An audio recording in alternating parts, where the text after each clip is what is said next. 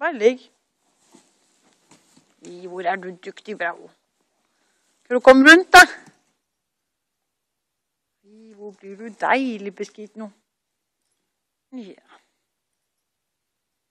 Hvor er det lekkert. Oi.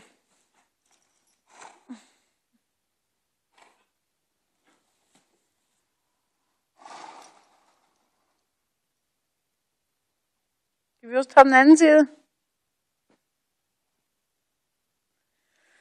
Du er smittet, Bravo.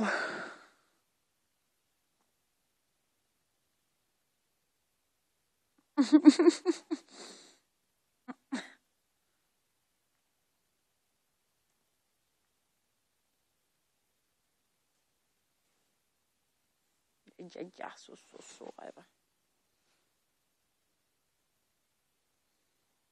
Så trøtt og sliten. Kan jeg forstå sånn at vi vil inn nå, eller hva? Skal du rulle en gang til? Så trøtt. Hvor har du bare stor munn?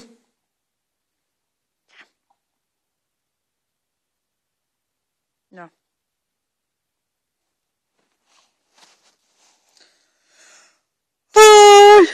Kjært. Du sliter jo.